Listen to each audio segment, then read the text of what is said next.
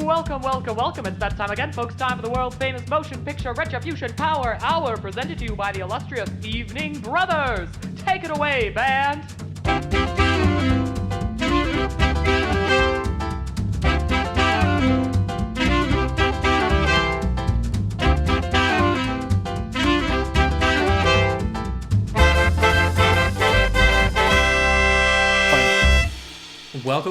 Welcome to the Motion Picture Retribution Power Hour. Preston, my brother in podcast, what was your favorite part of the last, say, hour and 10 minutes of the movie, would you say?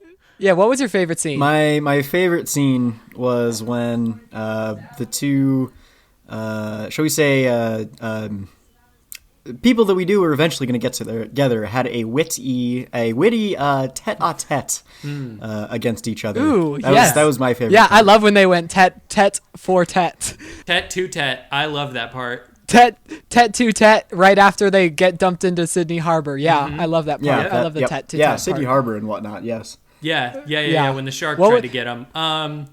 Well, what was your favorite, Preston? Of all the scenes in the movie comparing coffee to meth, which one was your favorite? The first one for sure. After that, they were just too repetitive.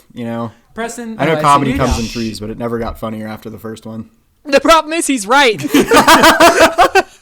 Preston, which penis tip did you like the most and least? Can you give me like a description? Yeah, give us a ranking. Yeah.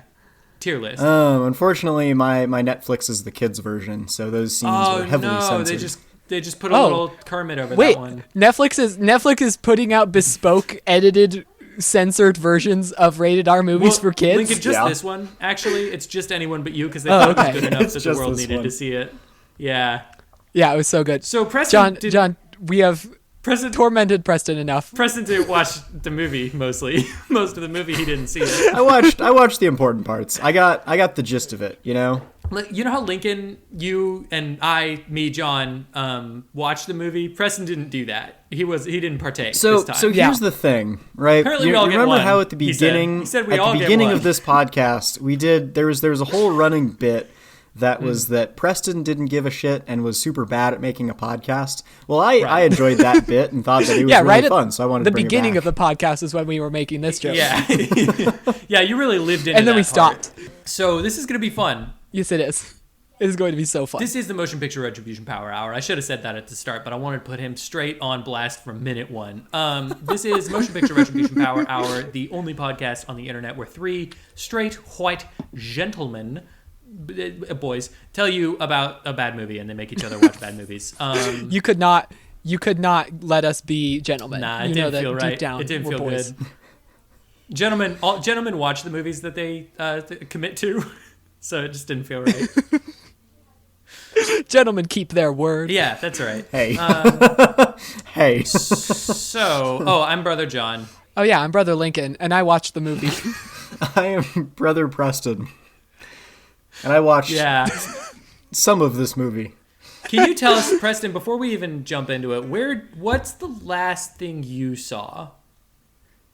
Yeah, you're going to have a different impression of the movie depending on when you stop. Yeah. I honestly cannot remember. Because there's a possibility that you think that this movie is just 90 minutes of Sydney Sweeney trying to dry her pants in a bathroom. Like it's possible that that's your thought. No, because if it had been 90 minutes of Sydney Sweeney trying to dry her pants in the bathroom, I would have finished it on the first sitting. That's a wild thing to say. He would have finished it, and then he would have watched the rest of the movie.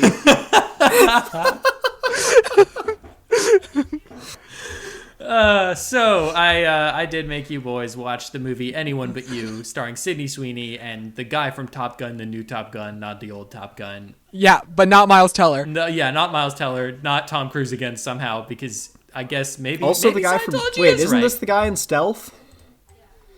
Is this the guy in Stealth? No, okay. He looks like the guy in Stealth, but it's not. Glenn it's not the guy in Powell, Stealth. That's the boy's name. That's the fella's name. He's 20 years younger than the guy in Stealth. Glenn Powell is not in Stealth, I promise you. I promise you, Preston. Inquisitively looking at your screen like, I'm not so sure about Lincoln. I own Stealth on DVD. I've watched those credits roll. Do you guys... Motherfucker, I know who is in Stealth. All right. Simmer down there, bud. There's no Lincoln, need for that. He just did the CGI acting for the plane. Oh. Yeah. Yeah, wait. Yeah, he did play the plane. Yeah, he motion captured John- the plane. Ah, God, this is going to be a fun one. I'm so excited. Guys, the movie Stealth has a plane that is horny for a blimp. We watched that movie. I know, and it's so relatable. Lincoln, you chose the movie. What does that say about you? I don't know what it says, but it certainly says a lot. Actually, Lincoln, how did you choose a hotter movie than this movie? Like, it's a movie with more chemistry than this movie. It's a movie with Jessica Biel in it, so that's all that I needed. That's all that I needed to know. Wasn't even talking about her. So, anyone but you. Okay, I don't even. I want to break format so hard, but we're gonna stay. We're gonna stay in No, format. we I think this movie we have to see to its natural conclusion because we had to suffer through it, so our listeners have to suffer through it. We must finish the film. I didn't suffer through it. The movie opens, and you will suffer for it. The movie opens with B and Ben meeting, which are our two main characters. It's a rom-com. Yes. The first time we've watched a rom-com, I think, for this show. I think so. Yeah. Yeah, my wife was really excited about us watching this movie and not another bad movie where people shoot people. So B and Ben are two main leads. They meet by way of toilet flirting, as do all good relationships. Yes. There's Ben. This is just fucking already. I hate I have so many thoughts already. That's fine. So Lay them out end to end. Okay, here's the thing. My main thing with this movie, and I'm sure we'll get into it more, but it's a rom-com that is neither rom nor com. And Yes, that's I use that my exact problem. phrase when describing this movie to someone else. It's a rom-com Yeah, with neither like- rom nor com. You see, yeah, let me try to say what you're saying. You see Please. the two romantic leads walk in. Glenn Powell could have chemistry with a brick wall. He is so damn charming. Sydney Sweeney's got the strangest face you've ever seen. And both of them meet. But and in a pretty hot way. I would even say that. But they both meet, and it's like declared by the narrative that they should flirt with each other, and they are both so obviously resistant to the idea of falling in love with each other. That's what it is they both know that they should be in the scene, and neither of them seem to want to. And It's like off camera they could not stand each other. Yeah, and there is something about this movie that is just so unhinged, and I think it shows its ugly and delicious little face almost immediately, because the core concept of their meet cute is B has to piss and shit so bad that she's willing to harass a customer service worker to get a bathroom key. And that's how they meet. He is her knight in shining armor. By pretending they're married, he gets her a peppermint tea with 2 sugars, which is too many sugars for a peppermint tea. Peppermint's pretty sweet already. Peppermint's pretty sweet. I can even confirm that. Do not have alcohol in my home right now, so I got a peppermint tea, put 2 sugars in it, and guess what, boys? It's ass. It is It's way too so sweet. bad. It's horrible. Anyway, so she goes to the bathroom, which is shocking how important that her going to the bathroom is to this movie. Multiple times. Yes. She goes and takes what I can only assume is the stankiest shit known to man. And then because she's also it's like clear panicking the whole time. She's like jumping up and down and like doing she's very sign excited. language with her hands and like having an exorcism done on her. Like that's what's been going on in this bathroom. And this takes us to our first element of this rom-com that doesn't make a lick of sense. Because the idea of a rom-com, we're going to compare this to rom-coms, I think. This movie is, in a lot of ways... we're going to compare this movie to what it thought it was. Yes, we are. This movie is like Meet the Parents. In that it's a story of a couple where there's like this extended family and we're coming in and the outsider's going to have to learn the ways of this like tight-knit group. In good rom-coms like Meet the Parents and Hitch, and in great rom-coms like Dan in Real Life, the comedy derives from you watching the characters make the logical decision, and that next logical decision becoming increasingly absurd because of the way that the plot is shaking up. So like, you have to believe that Ben Stiller's character would throw his cigarettes onto the top of the roof and Meet the Parents. You would have to believe that Steve Carell in Dan in Real Life would have this conversation with a woman that he just met. Like, you have to believe that the next thing they do is the logical thing. But Sydney Sweeney's character, B, her first option is the impenetrable, incomprehensible, wildest possible choice that she could have made in any given circumstance. She's like, oh, I got water on my pants, so it's looked like I peed myself. Time to climb up against the wall and Spider-Man Madam Web myself against the wall and put the crotch of my pants against the dryer so that they dry. Like, that was really their next best option. You didn't want to try the paper towels next to the sink? You didn't even want to try? Well, and we don't want to pretend like, hey, maybe spilling pants on your pants is bad, but then something worse happens. Like, I don't even know. Like, literally anything. Maybe she falls in the toilet. Maybe anything could happen to escalate the scene beyond just exactly what she climbs up onto the sink and the sink collapses underneath her feet and she has to fix it. Yeah. So then she has to try to stop the water damage or something like that. But instead, it's just it's joke number 1 of I think 4 that they go for. With the exact same premise of B just doing the most wild thing she could possibly do. It's just as her first option, of her trying to dry her pants. Yeah, it's insanity. With I do admit, cutting back to her standing with just a shirt on with the pants pressed against the dryer, inflated because of the air, is funny, but it's only funny because of the suddenness of the cut and because you see this pair of jeans is flapping in the breeze like a sail on a great ship. And the weird thing is that they make the joke about her making loud sounds trying to make this thing trying to dry her pants, but they only go for it a little bit. They only kind of dip their toes into the joke. They only pretend oh, wouldn't it be funny if it sounded like she was taking a huge shit or having sex or whatever they were going for with that joke. It was unclear. And it was very unclear. I agree.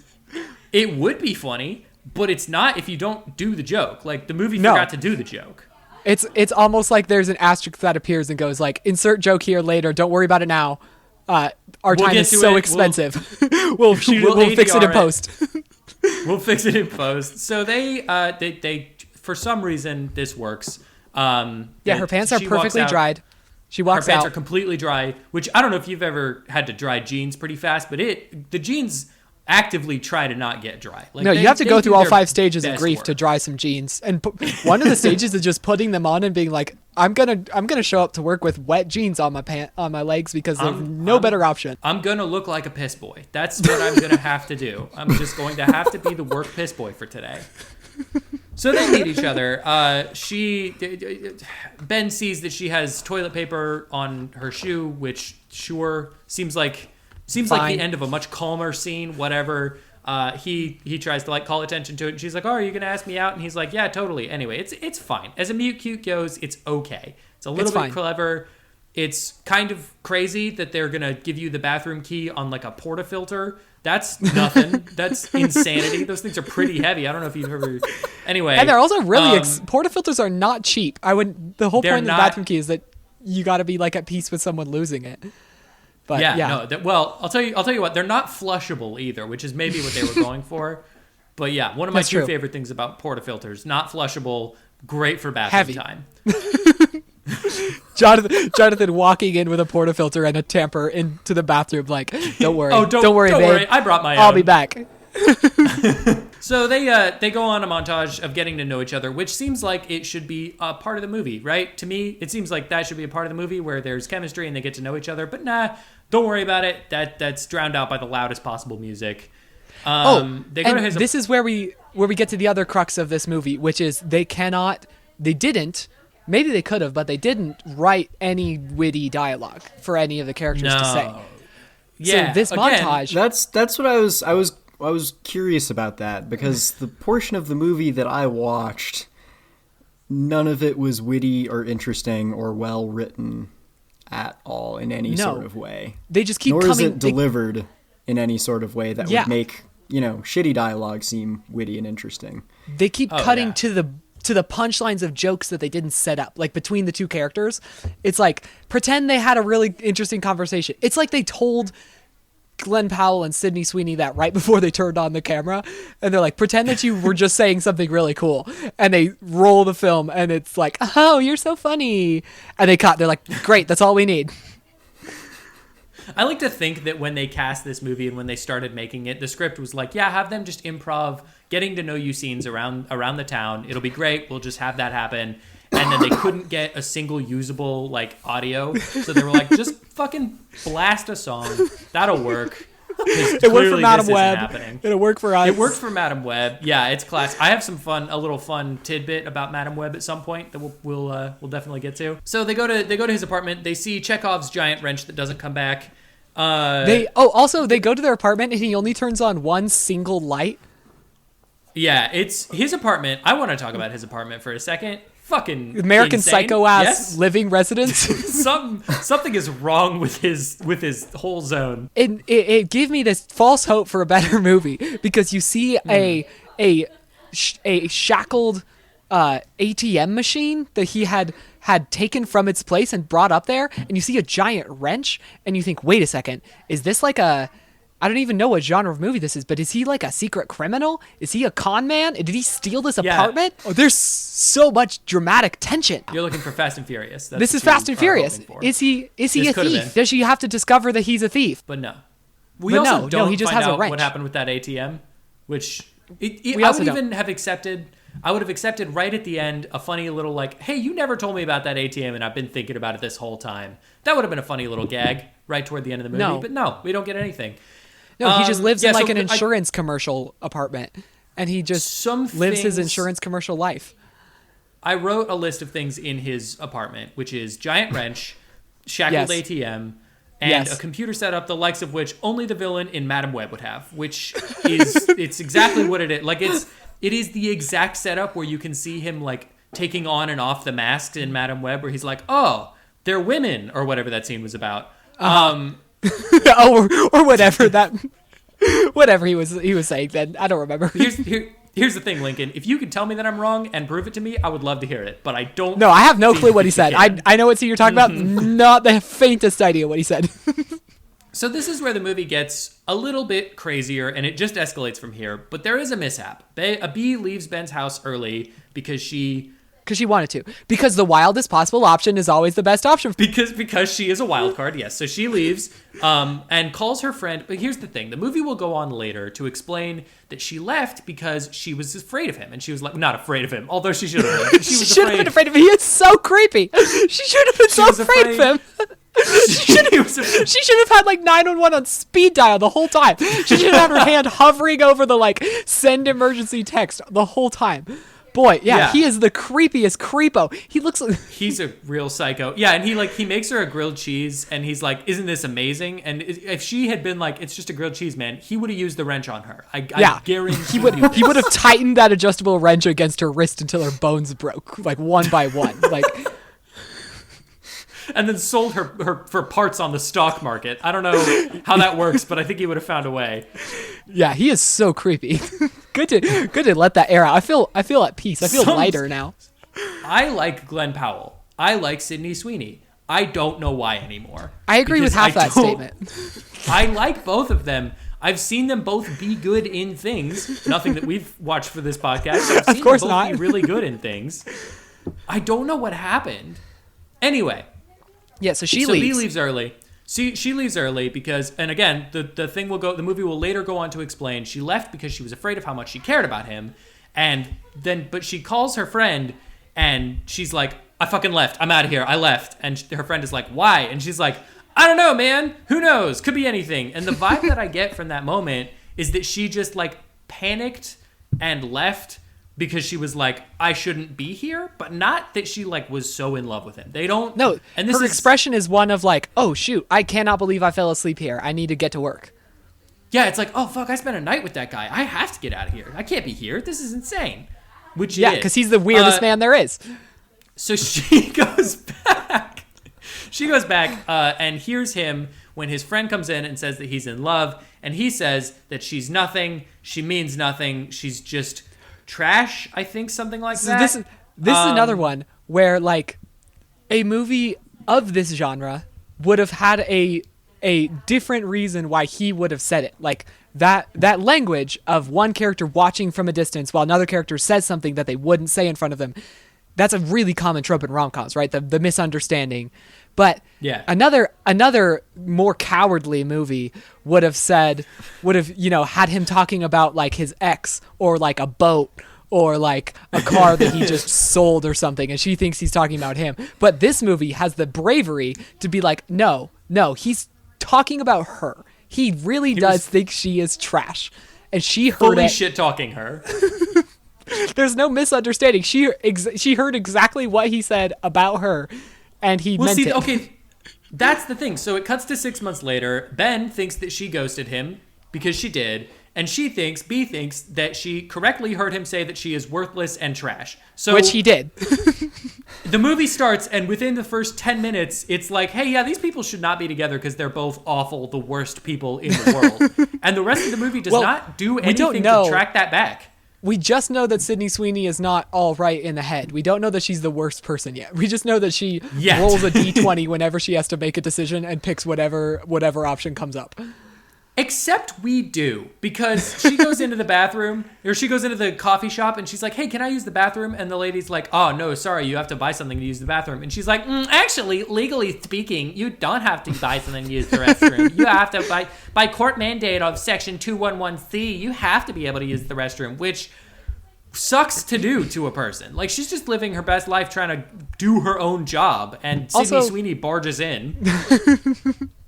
The idea that they had her like cite a law made it sound like the movie was going to have her be an expert on law, or that the movie was going to have being really uptight and particular about things be an aspect of her personality, but it is not. Yeah, but she fucking hates law school. So she just had that one law locked in case someone was like, actually, I don't want you to shit, Sydney Sweeney. No, thank you. That's the only time that comes in handy. Was there a different scene very similar to this one where she got rejected and then went on her phone and was like, I'll get back to you in 10 to 20 minutes, and just slide. You know, it actually says, like, there's no way that this didn't come about from previous experience where someone told her, no, you can't use our bathroom right now. It's insanity. Yeah, it's anyway, true. It's not an aspect of her personality. It's just she just needs access to bathrooms, so that's how she knows the law, not because she loves law. I'd like to propose an alternate to this. Oh, yes, okay. Preston would like to propose an alternate. She's got a whole scam running where she pretends like she needs to use the bathroom at a coffee shop, and cites this law so that she can come back and sue the coffee shop for not following this law. And this guy in line totally messes that scam up for her. Oh, So, yeah. The problem is, I would watch that movie. That sounds fun. That'd be a fun movie. You know what? I like your scam idea, Preston, and I'd like to run with it if you don't mind. Maybe she really likes unusable portafilters, and maybe she just collects bathroom keys. That's her thing. She's just like, oh yeah, this one that's got a rabbit's foot covered in dookie. Yeah, I got that from Arizona. This horrible little. John, would be John, so funny. I'm gonna do you one better. Do me one better. She happens to know that this coffee shop has a broken espresso machine, and every time they need a new bathroom key, they just take a new part off the espresso machine. So over time, she's assembling an espresso machine from scratch machine by stealing their bathroom key. Yes, the espresso machine of Theseus. I love it. I'm into it. If an espresso machine has all its parts taken by Sydney Sweeney and reassembled somewhere else. Is it even still the same not work? espresso machine? Is it even the same espresso? I love the image of her harassing the employee. Glenn Powell steps in, saves the day, gives her the bathroom key, and she just walks out the door, just heel turn. She's like, gets cool, out of there. thanks, bye. And then credits roll. That would have been such a great movie. She flips everybody off. It's the same as our Morbius idea. She just looks directly, she barrels the camera. She's like, fuck you.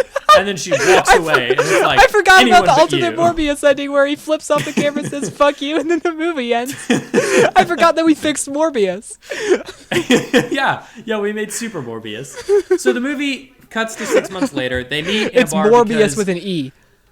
They meet in a bar because B's sister and Ben's friend's sister, who's also his friend, kind of, are getting married. Yes. And that's when the movie decides, you know what? I forgot. We should have a title. So we're just going to put that in here. Anyway, later, there's a weird moment. In the bar, there's a weird moment. I just want to note this real quick, where their friends are all watching them fight, but they read B's lips, except the geography of the scene is that they are staunchly directly like behind her head. There is no chance they could know what she was saying. And she was like, did she just call him a bitch? And it's like, how would you know? This movie's really good at isolating its subjects. Like there's no. Yeah, it really is. This movie establishes a scene, and then it's like time for this fun new puzzle game called Figure Out Where Everybody Is in this scene, because it's not going to make any sense. It's crazy that this wasn't a COVID movie because it has that Spider-Man No Way Home feeling of like, oh, you were in vastly different rooms when you made this. Oh, yeah. Continuing on with the movie, everyone receives a video evite that could cause some real problems if paused incorrectly, because it's wild the way they choose to go about this. Another thing that it's not even the movie's joke. It's just the movie, I guess, hinting at like, oh, this could have been about like LGBTQ. It could have been about the parents don't agree with it. It could have been about anything. But it's not. But it decides not to be, and it just like goes, oh yeah, we could have done that, but we're not going to. So that's our favorite genre. I think that of was movies. the last scene that I watched. I think Oh, that's the as wedding. far Yeah. into the movie as I got. Preston, is there a chance that you paused too early in the movie and you were like, this movie's pretty hateful. I'm not sure if I support what's going on here.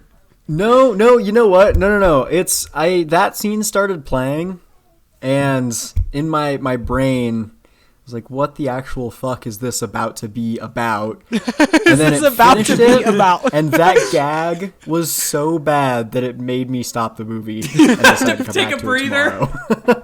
Yeah, tell us That's what the gag exactly was, what happened. because our listening audience doesn't know what we're even talking about yet.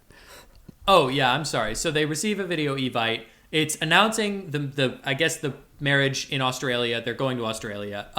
But it starts by panning down the aisle as these two women are getting married, and they're like, if anybody has anything to say, like if any of you have any objections, say them now and forever hold your peace. And the dad is like, I have an objection to them getting married in America, or whatever he says. And so he's like, come on down to Australia town. And that's it. But the thing that they set up is the idea that the dad would be like upset that they're gay and getting married. And he's just, which I guess, look, I have some feelings on this, having nothing to do with political culture or opinions on that. It's just like, it seems wild to me to send out a video evite that's like, we're going to light some fires, but also you should pay to come to Australia. Also, I am so canceled if someone pauses this. This is such an easily cut outable moment for me. Like, I have deliberately eliminated any context that might absolve me of how I feel about this. That clip is getting him fired, guaranteed, right? Because that makes its way onto the internet. Like, look at this son of a bitch, and it's just like him being like, I have concerns, and it just cuts really quick. Yeah. Anyway, so yeah, the gang's going to Australia. That's right. It's a travel episode of a show that nobody greenlit. They get onto the plane. Two random people. Okay, all right. So Sydney Sweeney, there's a scene in between this, but it doesn't. I don't fucking care about it, so we're gonna skip it. Sydney Sweeney gets up in the middle of this plane ride to Australia to reasonably go to the bathroom. Now, is it insane that the movie has decided to have two scenes where she is stopped from going to the bathroom? Yes, I would say that's unhinged. This is the inner mind of one of the writers of this movie is just really into this exact kind of porn. It's like one of the writers of this movie was like, oh, they were trying to write their screenplay and they're like, oh, you know what? I have to go to the bathroom. And somebody was like, nah. And he was like, I have a pretty fucking good idea for this movie, actually. I just have the solution to both of the problems in my screenplay. Perfect. It's great news. Yes, so she's on her way to the bathroom, and she sees Glenn Powell, who's flying in first class. Yeah, and she's in like coach. Right. Yeah, and so the bathroom is shut down. She can't use it. Somebody's in it. So she looks over. He made some joke about like if she wanted a cookie from the front, and he has a cookie just laying there. Which, no, Glenn Powell, you cannot fall asleep next to a cookie. It's not allowed to happen. That doesn't make any sense. How did he even fall asleep with that kind of temptation next to it? How do you... Well, A, that, and B, I've seen Glenn Powell, more of him than I was expecting to from this movie. I don't think he's even smelled a cookie. I don't think he's looked at a cookie in probably a decade. I think his house of cards of a body would come crumbling down if he even smelled a cookie. Yeah, if you get that they had guy to use a foam like cookie for this scene. If you get that son of a bitch near a chocolate chip hazelnut, he will collapse. He'll just have a seizure on the ground. He'll be like, what is that? It doesn't fit with my perception of reality. Oh, God. This is the most attraction I've ever felt for anything or anyone. I'm hornier for this cookie than I've ever been. I actually love the idea. I love the idea of like Glenn Powell walking out of his house and he sees a cookie and he's like, there's other shit than celery? What? Huh? What? Sony, I you can do lied more to than me. chicken breast? I can eat more than boiled chicken breasts. You lied to me and I'm not even the Green Lantern. What is happening right now? What's going on? So anyway, yeah, Sydney Sweeney sees a cookie. Yes. And she sees a decides cookie. to She take the sees a wildest cookie, she want possible a option. cookie. Yeah, see she a sees a cookie, cookie, want a cookie. If you give And a she Sydney a decides- cookie, She will if you give the Sydney Sweeney a cookie, she will Gollum her way over to it. Over everyone's seat where there is leg room, I'm pretty sure. She will climb over human people and just get at that cookie, which is insane. yeah. Like a dog grabbing a slice of pizza in a Norman Rockwell painting. This woman grabs a cookie. And this is where we're introduced to my favorite character, and by that I mean least favorite character, joke number 2, which is a montage of Bee trying to get her sweater unstuck because it gets stuck in the seat. And it's funny, guys, I don't know if you guys picked up on the... Sorry, let me try that again. Lincoln, I don't know if you picked up on the subtext of this joke. Yeah.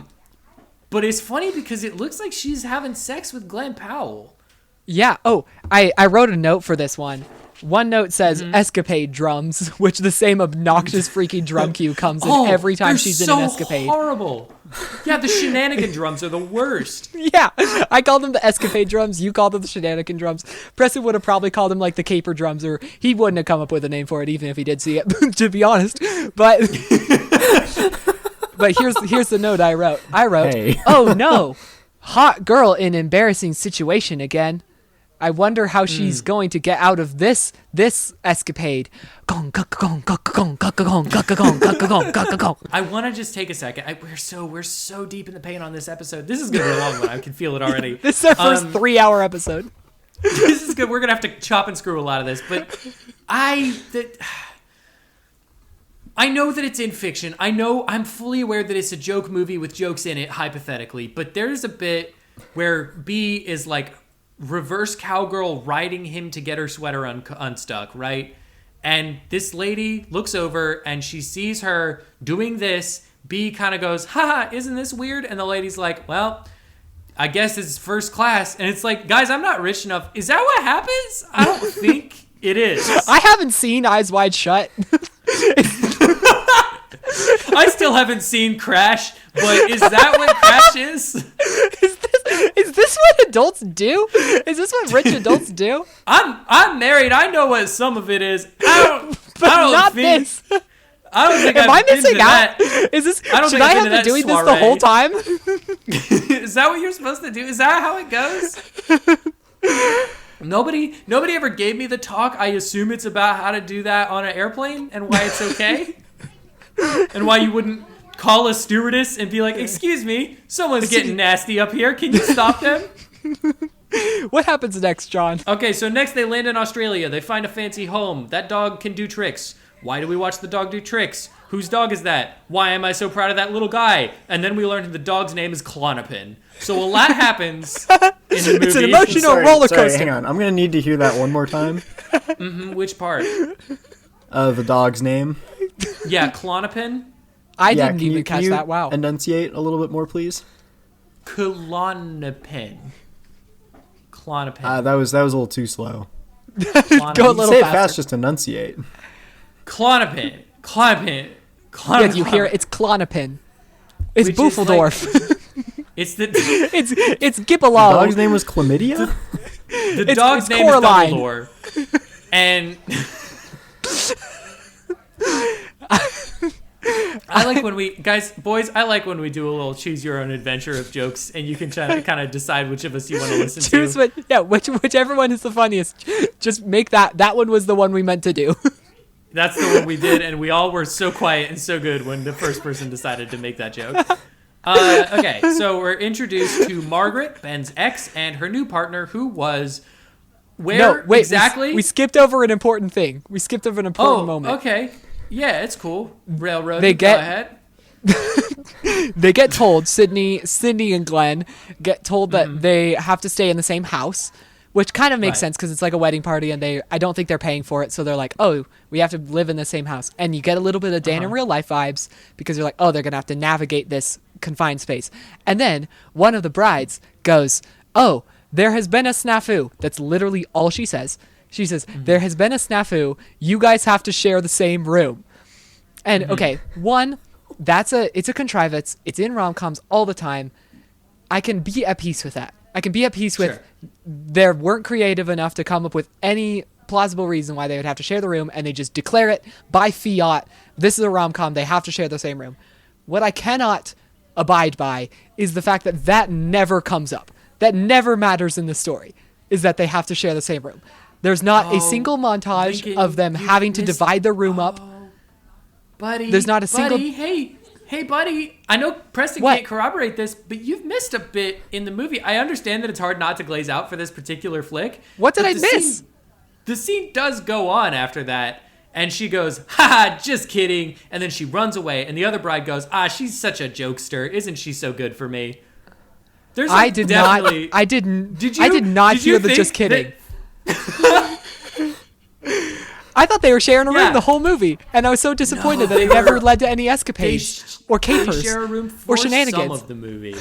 I wanted to hear the drums more. I agree with you.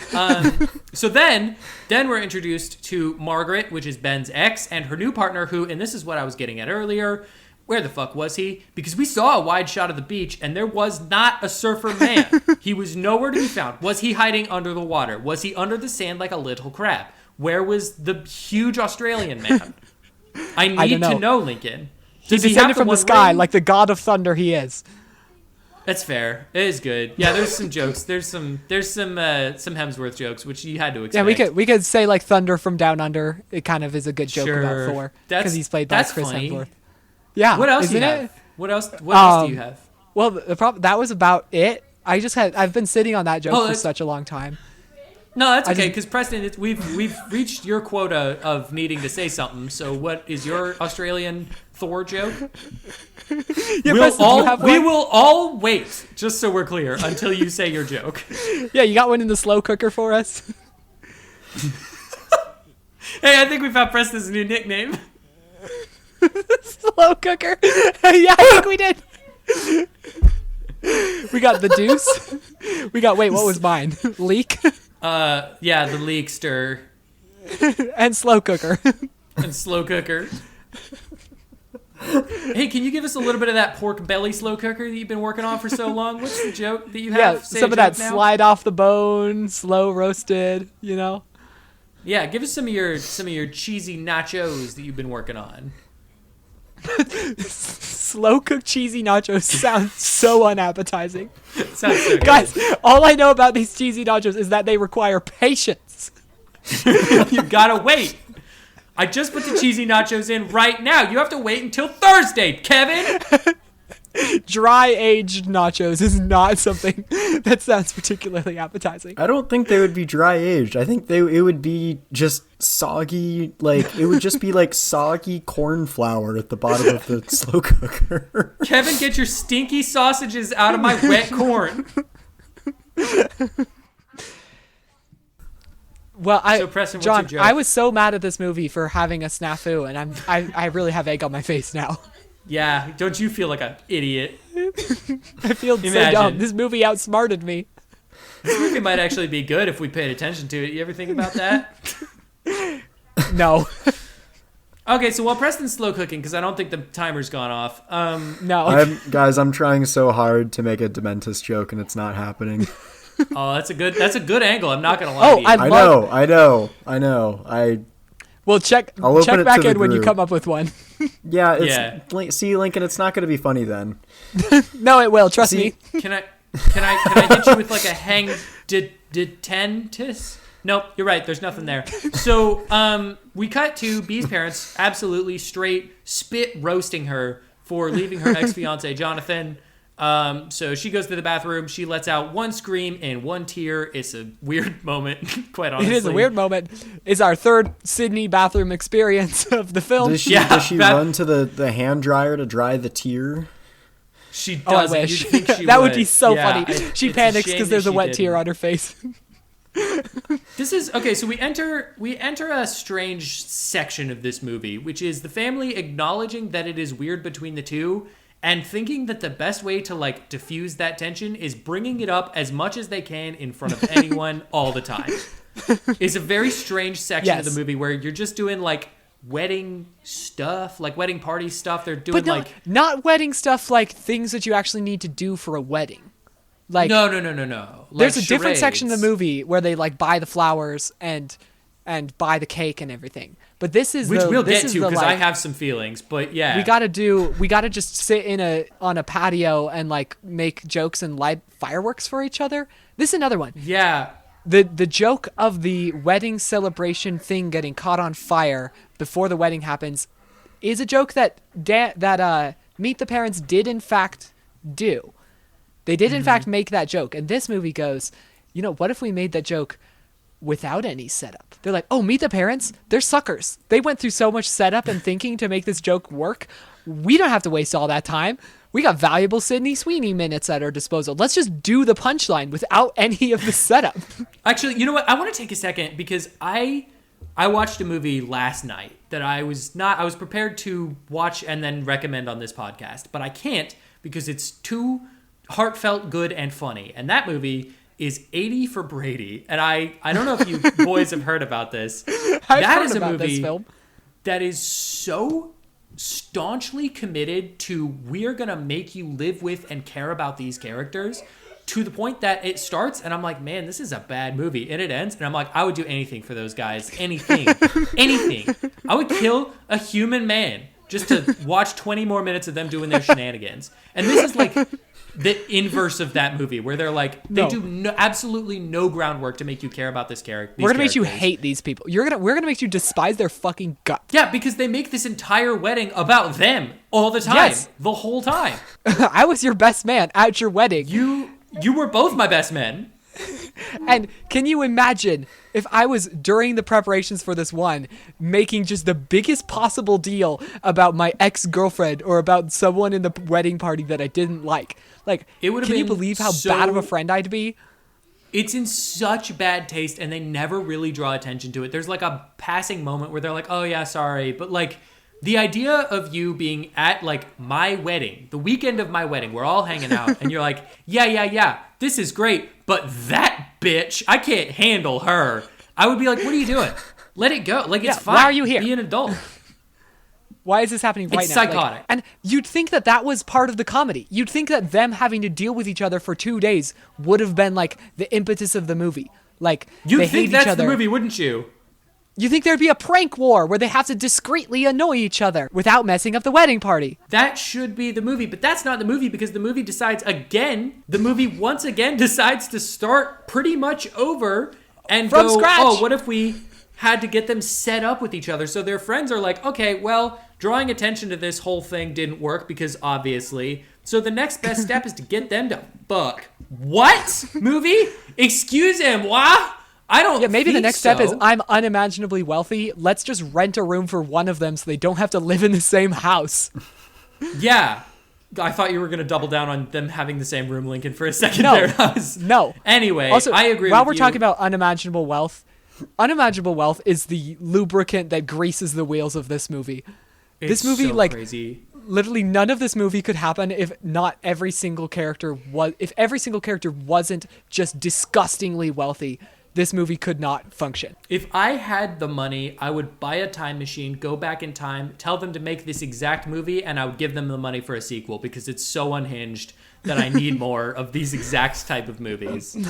Okay, so we are getting so behind. So they decide to set them up. Ben and B realize that they're trying to set them up, and they decide, again, most unhinged decision, they decide, yeah, you know what? Let's pretend like we're in a relationship because that'll get them to this movie keeps shut up. jumping back one layer. It's Yeah. like if you watch The Truman Show and it was like, I'm the guy in the moon dictating your every life. And then it like zoomed out again and it was like, I'm in the stars and I'm dictating your life. It was like, this movie keeps trying to like get the better of itself and it can't. And it zooms out again, and it's you on your couch watching the movie with someone sitting next to you being like, I am you, I am your God.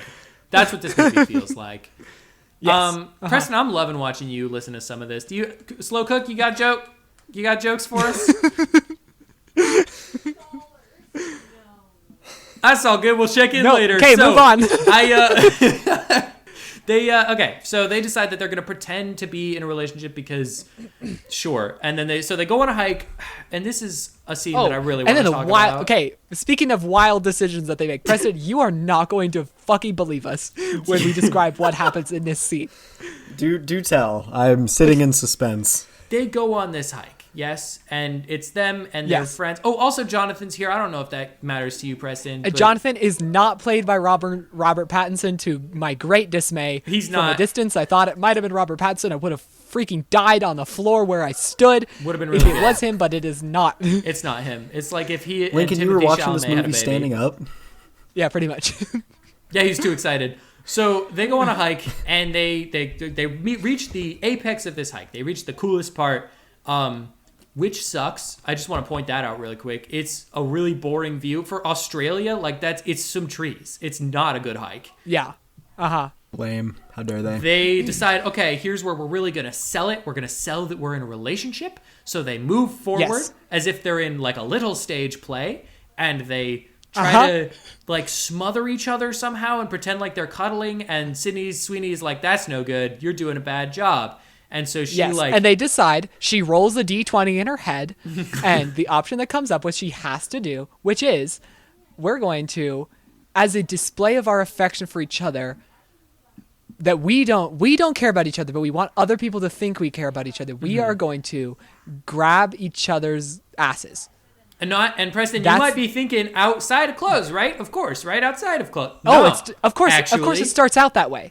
It's so under No, close, and then though. she rolls another she rolls for initiative and gets the first turn and uses I'm continuing the D&D metaphor here. It's great. And she selects finger right up his butthole. Yeah, so and that's the thing, that isn't is it? her option. That is her attack that she goes with, and it is extremely effective. That's the thing. And this is in front of other people in the wedding party. Yeah, Yes. and she's in his But asshole. no, it's not, because they turn around to look at a koala during this time, and the joke is that they're going to these great lengths to convince other people they're in love, and but they don't nobody's even seeing see because it's a koala. But Oh, wait, was I supposed to laugh at that joke? You are currently laughing super hard. Lincoln, can I take over for just a second because I really want to Yes, take please. this one. So Preston, that's not the end of the scene, is it? You would think, oh, that's the end of the scene because she's in his asshole, right? That's probably how a scene ends. with her whole hand. Except it's not how the scene ends, okay? Because she goes, what's this? You have a little something on here, which, creepy, gross. It gets a little muddy. We're not sure where she found the little something. She pulls her hand out. Biggest fucking spider you've ever seen in your life, okay? And yes, it was and Glenn in Powell, his pants. he was rolls in a his d20. butthole, potentially. He rips off all of his clothes immediately. He takes off all just his literally clothes like tearaways. and he throws them off the cliff because what if there was a spider? Preston, this is in the movie. Okay, this is... I have a personal anecdote to share here. One time I was stung by 9 bees in a row. A swarm of bees attacked me one time. And there was a moment where like my panicking brain thought they were getting inside my shirt. And I like lifted my shirt up and like brushed against my chest to make sure. You know what I didn't do? I didn't take off my shirt and throw it across the valley onto a tree 150 yards away, because even though I was panicking, even though I was getting swarmed by bees, I knew me without a shirt is definitely more vulnerable to insect-related incidents than me without a shirt. Yeah. He just showed that spider all of his weak points. He was like, hey, you see these two? You see this guy and the 2 little guys below him? Get that. It's fun. You're going to love it. That's where I'm so vulnerable. Extremely vulnerable. He is buck naked now. Yeah. Doing the cartoon, like covering his business with his palms. But not well. And everyone is still focusing on the koala. Not well enough, that's for sure. And what happens next is they turn around from the koala that they have witnessed, and they see Glenn Powell has, in a stunning turn of events, taken Sydney Sweeney's shorts and put them on his own body. And so now she just has underwear and a shirt on, and he is just wearing like athletic compression shorts. Okay, I'm glad you said that because I saw that. I backed it up again to try to figure out what part of her clothing that was, or where he got it, or if he made it, maybe. And I couldn't figure it out. I couldn't wrap my head around the idea of it. I will say there is one joke in this movie that actually works, and that's when Glenn Powell has thrown all of his clothes off the ravine, and he goes, "What if there's a spider in your clothes?" And Sydney Sweeney, she's wearing extremely skin-tight clothing. She looks down her cleavage and goes, "There isn't," and it's pretty good. It's a pretty good little joke. I liked it and a I like lot. that he goes, "That was probably a better option."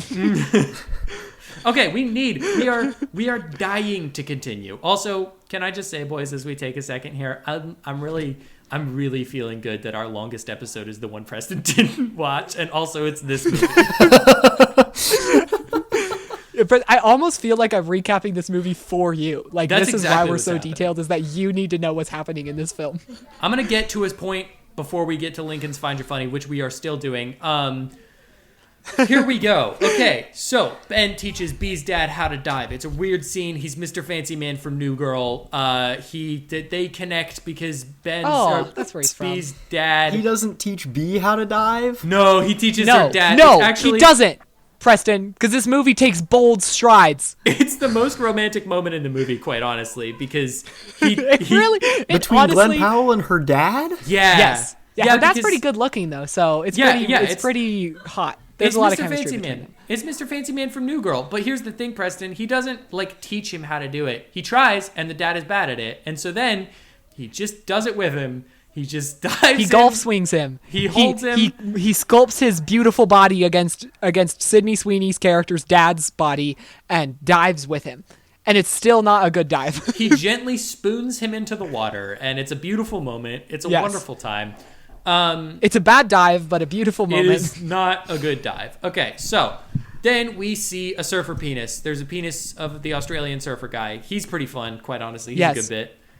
I love seeing him on screen. I don't like seeing him on screen, but I like I didn't mind it. It was fun because he was holding it like it was this little chickadee. I like that. It was like it had the same energy as like a small child showing you like a baby chicken that they found, and they're like, "Look at it. Do you like it? Isn't it cute?" And it's like, "Well, kind of, buddy." I do like the Australian slave when he's like, "Ah, yeah. Is it just, hey, Ah, yeah, here's you a pauka, penis? dude, you sandworm." Yeah. Oh, yeah. Sorry, Preston. There is context. Maybe Preston shouldn't watch these because I think he's No. like a good audience for testing how well these go. Yeah, Preston. There is context. He goes and takes an outside shower because they're rich. Yeah, they have an outside shower. That's it. That's And he's the taking an context. outside shower. And he's like, "I got sand all up in my shy halud." Lincoln, Okay, that was the funniest thing I've ever said. Hey, Can I quit the podcast now? hey, Lincoln. Here's the thing. I was about to say that you should never say that to any other human being, particularly not a female.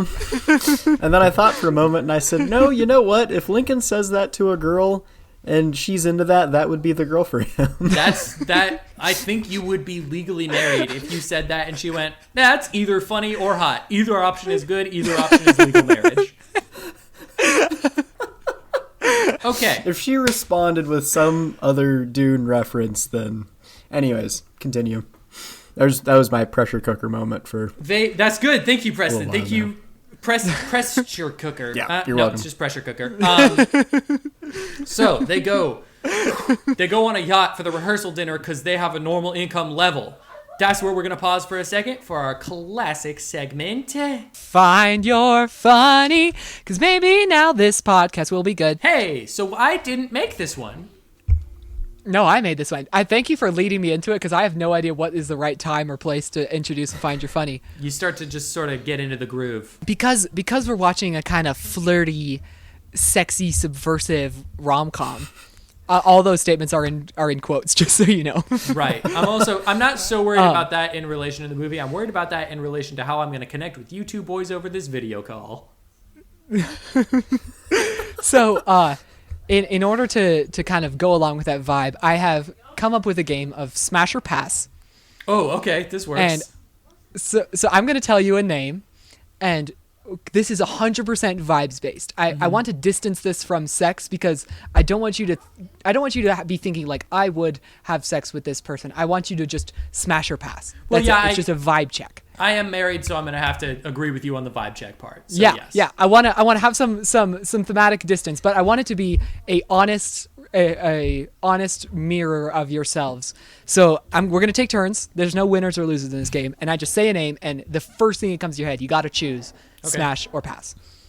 Okay, John. Yep. Julia Roberts. Pass. You got to say smash or pass. I said pass. What'd you say? I said you pass. said pass. Yeah, pass. Okay, Preston. Brad Pitt. Pass. Okay, John. Chris Hemsworth. Smash. Easy. But wait, Preston. but only if he's doing the Dementis voice. Okay, cool. Preston. Sydney Sweeney. Pass. That's not Okay, cool. He lied just now, but that's okay. Yeah, that was a lie. That was what we call a lie. So Preston, that when you hesitate, that's when we know you're lying. So switch your answer, please. Preston, Sydney Sweeney. Smash. Yeah, there he is. Okay, John. Jennifer Connelly, now. Smash. Preston, Greta Gerwig. Pass. John, Judi Dench. Smash. Hard. And good. And lovingly. Preston, Kim Kardashian. Pass. Giving Preston a lot of easy passes, I'm noticing. Okay. John, Black Widow. Pass. The spider or the person? The person. Pass. John, Nala the Lion. Smash. From Lion Hard- King. Yeah, hearts with those eyes? Definitely. Okay, Preston, the Great Deku Tree from Legend of Zelda. Smash. Nice. Thank you. Cool. John, the blue robot from Robots. Pass. Pass harder than I've ever passed on anything before. Preston, Tars, the robot from Interstellar, the square one. Hard pass. John, Tigress from Kung Fu Panda. I haven't seen enough Kung Fu Panda. Vibe check, just go for it. A pass, I guess? I don't know. I've said a lot of weird things, so pass. Okay, Preston, the snake from Kung Fu Panda. Smash. Nice.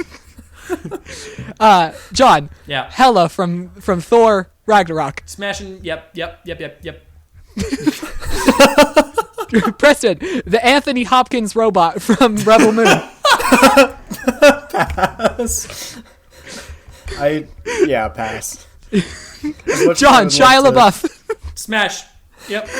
But only with the paper bag. Preston, Optimus Prime. Easy money. Hard pass. What? What? Wait. What? Wait. Which Optimus Prime? The one from the original movie. Nice. Yeah. Smash for sure. Right. Still a pass. Okay, Rest. John. Yeah. I've noticed Preston's given a lot of passes. Yeah. Maybe we'll. Okay, John, the planet Pluto. Smash. Yeah, but like only because it seems sad. You know, it's like a pity. Preston, the Grand Canyon. Smash. Smash for sure. Yeah. Of course, it's Preston. John, exposed brick. Pass. Preston, Casa Bonita. Wait. Hard pass. New Casa Bonita or classic Casa Bonita? Classic. Yeah. Pass. No, Still. they're both pass. I realize. John, the moon. Pass. Ew. Preston, beans. Beans. Yeah. Pass. Oh, John, equilateral triangles. don't know what it is. Pass. Preston, justice. As in the concept. Yes. Tread lightly. She's blind. Pass. He says pass. John, the feeling of melancholy. Smash. But don't wanna. It's like Preston, capitalism. Smash. wow. John, sine waves. Did you say sine waves? Yeah. Or pass. Side Sine waves sine or waves. sine waves. Sine waves. Pass. Preston, finally, the feeling when you put a bugle chip on every one of your fingers. Smash or pass, Preston? Smash. And there concludes our Find Your Funny. Wow. Cool. Wow. That's good, Lincoln. That's good stuff. Wow. All right. You don't get quality content like that on every podcast. You really don't. That's why they come to us. That's why we're the only one, guys. So everyone gets on a yacht to go to their rehearsal dinner. Ben and B decide once again to make this event about them. They do the Titanic thing. B falls off the boat. Yes. Ben swims out to save her. Really, really tragic to remind us of a movie that is both more romantic and funnier than this one. Yeah. I agree with you. B falls off, but she falls so far off. Like I do want to just note. Yeah, she doesn't just like fall off the side of the boat. She falls off, and then the next shot is her like 50 yards away. Probably. Yeah, it seems like. Did she fall off the front of the boat? Yeah, the front of the boat. Yeah, she did. And she did not get sucked Was he holding her? Did he just like let her go or something? Yes. What should have happened is what happened to that horse. He was in just the ring. like, ha ha, and she just keels into the water? Well, no, it wasn't a goof. He thought they were done, and she thought they were done, and so he like let go and then turned around, and then she fell. And she fell because she, remember, chooses the wildest possible option. Right. This is where I thought that the movie should be a shark movie. It's not, but it would have been a really interesting turn of events if the rest of it was just like that a was one of the survival three horror. jokes I think that got me was when they're like, we're going to freeze to death. And then he goes, no, the water's 90 degrees. And Yeah, then that they was think, good. no, sharks are going to get us. And they just wait for a second. And then she goes, holy shit, sharks are going to get us. I love like seeing them think like that go from, oh, that's a funny joke to, oh, that's the only possible option. That's what's going to happen. Okay, so on that buoy that they swim to, B reveals that she quit law school. They start to make repairs in their relationship. It's almost a sweet moment, which is nice. They get harbor rescue out to helicopter them out. Ben, we learn, is he's afraid of flying. I guess we do learn that in this moment. And he's got to listen to the song Unwritten to be he not scared of flying. That's his Serenity song, and she knows that because of that time she tried to have sex to him on a plane. On the plane, yes. So yeah, I don't know. It's like it's one of those things that it shows up in a rom-com, and you go, cool. I can't wait to see that be important later, because right now it doesn't make any sense and nothing seems logical about this. So yeah, we'll see what happens. No, yeah. Mm-hmm. They go back to the house, which I guess the helicopter dropped them back at the house because they're there before everybody they else. pull up in a car. They pull up in a car. Okay, so then that doesn't make any sense, does it? No. So yeah, they get back It to the obviously house. would have taken them longer to get through search and rescue than it would have taken everyone else to just bring the boat back. Also, no one came in and checked in on them. Yeah. No one checked in to make sure they didn't drown. No one like, visited the police station after they both went into the water. Are you guys okay? They just like stayed on their boat and enjoyed their good times until they got home. I mean, I would have been like, I hate these people. For those two, it would be like, yeah, deserved. Fair. Seems right. Back at the house, they make another grilled cheese. They have sex. The movie should be over. I get this really strong pull from the movie and myself to just end it all. Like, it just should be done. Right? Like, you get wait, John, be more specific right now because I'm a little worried just now. You just said you got the strong pull to end it all. Yeah, the movie after made me seeing feel this scene that this way. movie. I'll say that for sure. Because this is the second time I've seen this particular movie, and I know it's my fault, but like, in a sense, cosmically, it's not my fault because we do this podcast and I sort of was coerced into doing this. And you deserve it. And I deserve it, and I should, just like the movie, I should be over at this point, but I'm not. So the reason it's not over is because Ben decides to just leave in the middle of the night. Like a person who's... give her a taste of her own medicine, I guess. Like a person who's ever empathized with another human being ever. He's like, cool, good sex, time to leave. Bye-bye now. Also, wait, John, I want to stop you really quick because I just read my note and it just says a lot of Glenn's ass in this one. There is. There's so much of his sweet little tush in this movie. Where are we at? Okay. So he leaves. It's drama by fiat again. It's the next day. They have to go, and I have the biggest bone to pick with this movie.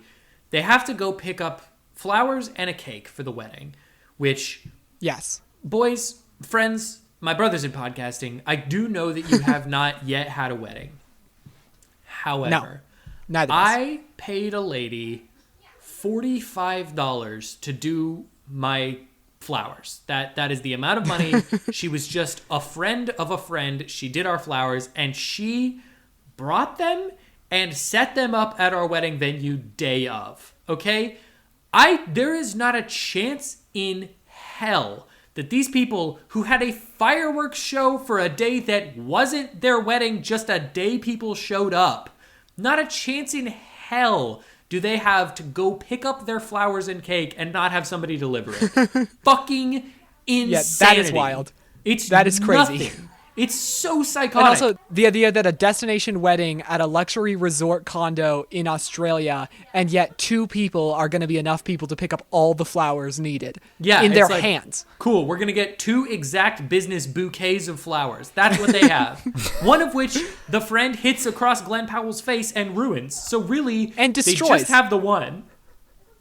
It sucks so bad. The logic is so flawed, and I know that's not important, but it's important to me. So they go to the wedding. Yeah, they set up that this is important. Everything, they have this whole moment where they're like, hey, B, we know that you're going to pick up the cake, but we're going to leave Rebecca with you because we don't trust you. They almost pretty much explicitly say that. So then they're like, okay, cool. You expect something horrible to happen. So they go get the cake. Rebecca is like, hey, can I fuck the guy you're in a relationship with? And B's like, sure. Yeah. Sure. That's what it says in the script. It says I should say yes, so I'm going to say yes. So they get back. Nothing happens to the cake. So we're like, oh, cool. Maybe that was just like a red herring and they just needed that moment. And then fucking Klonopin comes in and... The dog, yes, not the drug, comes in and takes... He bites a fox toy under the cake and pulls the which cake they did to the not ground. establish was underneath the cake. They did not establish that it was underneath the cake. They did establish that he would go ape shit for that fox toy, but they didn't establish that it was under the cake. See, that's another one. Like that's a dog that has been trained to do one specific task, accidentally doing the task when the moment is wrong is a comedy trope. They established that the dog was trained to do the task, but a movie with more courage, with less courage, a more cowardly film would have taken the easy route and showed us the fox underneath the cake so that it was like, a piece of dynamite hanging over our heads where we're like, oh, we know that dog's going to go for that thing. But he doesn't. Nah. We show the cake getting set down in what seems like a fine place, and the dog just jumps up, and right when the dog makes contact with the fox toy is when we realize that the fox toy was there all along. It's like when Alfred Hitchcock made that brilliant metaphor when he says, you have 2 people sitting at a table talking about the weather and baseball, and then a bomb goes off. That's the best way to make a scene, and he stopped right there, and he didn't say anything else after that. Yeah. Yeah, it really is. Yeah. So yeah, everything blows up because nobody can communicate for shit. The movie puts plot development on hold for a bit for the wedding because I guess at some point in writing this script, they realized, you know what? The people getting married, we've actually abused them too much in this movie. We need them to have at least get their wedding. So they have their wedding. They get their happy moment. And there's this really long back and forth where Ben realizes that he should be with B, but it takes 1,000 years. And she leaves, and she gets all the way to the Sydney Opera House before he's like, you know what? I should probably be with her. And the whole family has to come around and be like, you love her. And he's like, I mean, and they're like, you do. And he's like, I mean, and they're like, no, you do. And he's like, okay. All right. Fine. I guess you're right. I do. Okie dokers. You're right. I'm Glenn Powell. So he grabs coffee out of Jonathan's hand. It's not funny. He takes it. He juices up. He jumps off a cliff. So that, like in a video game, it's like his power up, and he gets double sprint time in this. He super does. Yeah, and immortality to falling off of cliffs. He gets Harbor Patrol to come pick him up. Harbor Rescue to come pick him up again. And then he's like, I have a favor to ask. And any rational human being in that moment would be like, no, you fucking don't. I saved your life, shit ass. But they're like, okay, that sure. was the favor. The favor is paid off. I saved your life. To know. But they fly him over to the Sydney Opera House a thing that I assume is probably illegal, right? It must be. So they fly him over to the Sydney Opera House.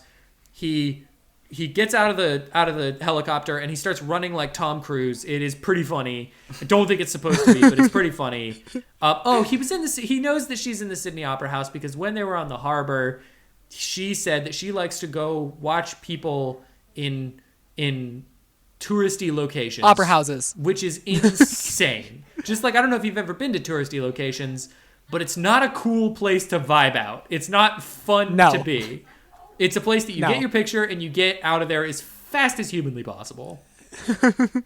Anyway, they make up, they make out. It's back at the wedding. There's a fireworks show because fuck the middle class, and the movie ends with everyone singing Unwritten. It's a grand old time. Also one more thing, just one more quick little note. B says that the reason that she and Jonathan didn't work out is because he's too nice and doesn't fight with her, which I have some mixed feelings about. If anyone else said that, if a sane human said that, I would be like, okay, so something like the communication must have been bad. I think he's just forgiving, and she's like, I want to fight somebody. I have to. She just really likes fighting. She just is super into fighting. That's the movie. That's the flick, folks. That's the whole movie. So what did you think of it? What did we think? Like, Preston, what did you think of the 20 minutes? But Lincoln Moore, what did you think of the movie? I thought of the phrase drama by fiat. Do you know what fiat is as a concept? No. It's the idea, like, it's when you're in a debate and you're like in a debate class. There's this idea of fiat, which is you assume that the plan that you're proposing is going to be successful. Like, okay. if you're in a debate about space travel and you say that your plan is NASA should increase the budget to do this, it's not fun. If you want to debate about the ideas, it's not fun to debate whether or not that's a feasible plan. So you can just say fiat that it's going to happen. Like, you can just declare that it's going to happen for the sake of argument. Okay. And this movie does that for all of the drama and tension and chemistry in the movie. Oh, it totally simply does. declares that it exists without worrying about having to establish anything. Or it's just basing like it on anytime, logic. Yeah. They were like, why do they hate each other? Someone just goes, fiat.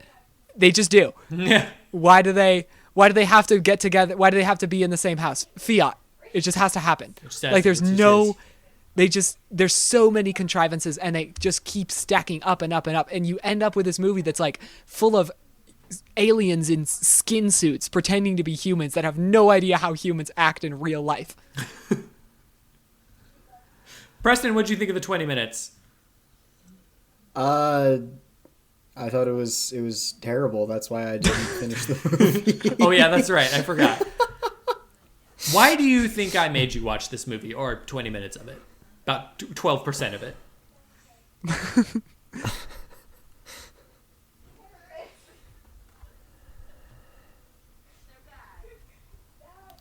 Cool. So I made you watch this movie because it is an unhinged that I've never seen before, and I think we need to document. No.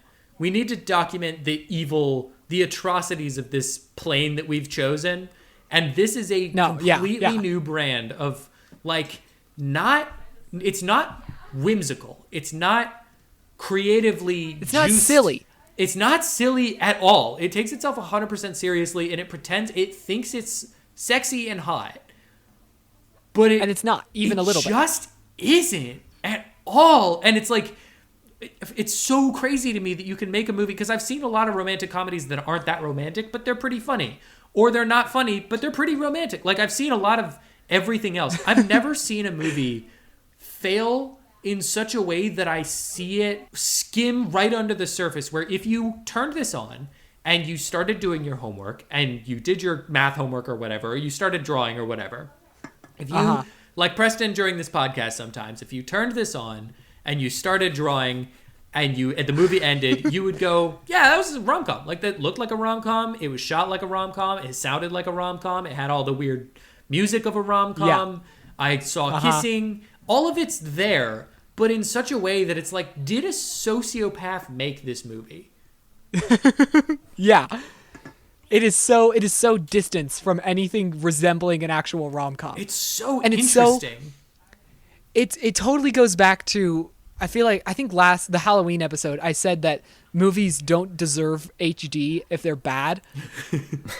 This movie would be so much more legible to me if it was in a clean, 120p interlaced frame, square aspect ratio.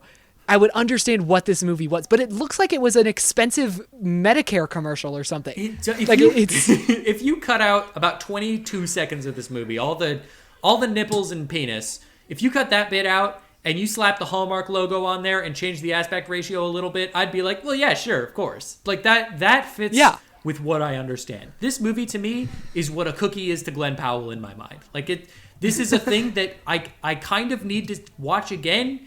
Because how did it make it to that? How did we get here? Yes. How?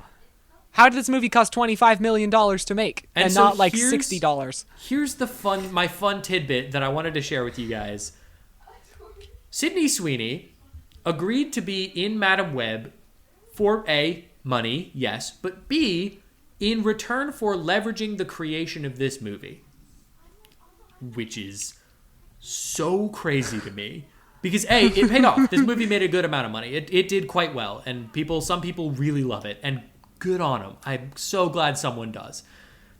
I fear the person that really connects with this movie, but I'm glad somebody's the audience. But I cannot think of a worse choice than, you know what I'm going to do? Is I'm going to be in this really actively shitty movie and Madam Web. Yeah, it's not like Tom Cruise like purposely taking more of the back end and cutting his own salary so he can make Mission Impossible. No, this is not. Yeah, this isn't like Hugh Jackman taking some of his salary to make Logan R-rated. It's choosing to make a shit ass movie in return for making a different shit ass movie. Yeah, it's so funny. Like, we think about that the old Hollywood system of stars being able to kind of leverage their power to get interesting projects made. This is the state we're in, where the interesting project that a star is leveraging their power to make is just as creatively bankrupt as any given Sony Marvel property. Well, and it's crazy that it's insane to me that the idea that you would have to leverage a different movie to make a rom-com. Like, that should be the thing that you're like, okay, I'll be in your rom-com, I'll be in your like stupid little horror movie, I'll be in your slasher, if you let me make this Napoleon Bonaparte epic. If you let me make this movie where I get to play like Mia Khalifa, or like I would gladly be anybody. Like I don't understand how this isn't some period piece. Like I get that it's based on some a Shakespeare heady thing. drama with crazy. Yeah, but it's not. It's not a remake of Much Ado About Nothing. It's not. It's not. It's like not even kind of. It's the same setup, but the plot plays out so differently that there's like, I just do not believe that that's what the rest of the like. It's not an adaptation of Much Ado About Nothing. It puts a couple of Shakespeare quotes up there every once in a while, but the movie's not. It's not Shakespeare. No. Good on him though for sticking so true to the Shakespeare lore of having 3 to 4 bathroom scenes. That's impressive. And that's important. That's part of what we do here in this beautiful Hollywood system. That's all I got for you boys. Let's do cinematic equivalent. Yes, do cinematic equivalent. I'm so mad now. This is a cinematic equivalent to drinking an absurd amount of alcohol and not even getting slightly tipsy. And you just have to deal with it, but you have a hangover the next day anyways. This movie is the cinematic equivalent of when you think you have a really funny story to tell, but when you tell it, it's not funny at all. Oh, man, it is. Yeah, except I didn't think it was funny in the first place. This is the cinematic equivalent of starting to say something at a party and then getting talked over, and then you're like, no, I really wanted to say that, so then you say it, and then you get talked over again. This is the cinematic equivalent to having to walk across a path barefoot, and it's all like ornamental rocks, so they're all really sharp and dry and crack up your feet as you walk by. I think we left it all on the ring. I got one. I think I have the perfect one to end it off. This is the cinematic equivalent of watching someone watch the Scott's Tots episode from The Office. Yes, it is. Okay, there you go. We have it. Amazing. Thank you so much for listening to this dumb podcast. Okay, I have your next movie. Yeah. Okay, Preston, you need to write this down because the title is incomprehensible. So you need you need to write it down. Yeah, hang on. Give me like 2 seconds. So you can count on me. If anything, if I am anything in my life, I am consistent with my movie recommendations. So you can count on me to bring a greasy 2000s action thriller to the fray. I am going to bring to you the only movie on Rotten Tomatoes with a 0% score. Oh, fuck. The current lowest rated movie of all time. Ooh. It is a movie titled, get ready with your pens because it's going to be wild, Okay. Ballistic, Ecks versus Sever. The title of the movie is Ballistic, Ecks vs Sever. Sever? Okay. Yes, Sever. You heard me. This is the first time on this podcast that we can't change the title of the next episode to be anything different or funny because it'll be so fucking incomprehensible. No one will even begin to make that thread. It just has to be the title of the movie and then the movie in parentheses. That's what the title of the next episode is going to be. This is a stone cold graveyard dead guarantee. Yeah, so your movie is Ballistic, Ecks vs Sever. It has Antonio Banderas and Lucy Liu. Spell the middle bit of that for me again. Ballistic, Ecks versus Sever, Sever. And you do not have any homework. Your homework is to just watch this film. I haven't even watched it yet. I'm recommending to it sight unseen. I haven't seen it yet. Fucking bet we don't have homework for this. The homework is finding it. What do you do? Okay. Lincoln, please tell me you have this on DVD. You goddamn better believe your fucking mind I have this on DVD. Oh, I'm just gonna do some quick. Okay, yeah, 2002. Oh boy. Okay, how do I? Aren't you excited? I picked some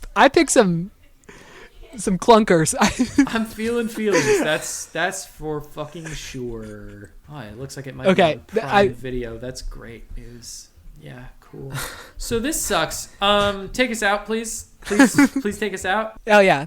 Thank you for listening to the Motion Picture Retribution Power Hour. If you want to email us, we are reachable at mprphpodcast@gmail.com. And has anyone emailed us? Let's do a double check. 5, 4, 3, 2, 1, 2, 1, 2, 1. No. Aw. Yeah. Well, if you email us, you will end up on the podcast. Please rate us. Please share us with your friends. We have no plans of setting up a Patreon for this podcast because we don't deserve to get paid for this. Correct. But but yeah, tell your friends about it. We have so much fun making this. Honestly, I feel so genuine right now. We have so much fun making this, and we hope that you have fun listening to it. Yeah, you know what? The second we get through 20 episodes and Preston's watched all 20 movies, that's when we get to start charging. Get paid for this. Yeah. So reset the clock, everybody. We were close. Damn. My bad, everybody. Thank you. I have been Brother Lincoln, and I could crash you from here, man. Oh, isn't that nice? I have been Brother John, and just like we live by the rules of Dinotopia, so must we be prepared to die. And I have Brother Preston. Can I get the bathroom key? Okay, bye.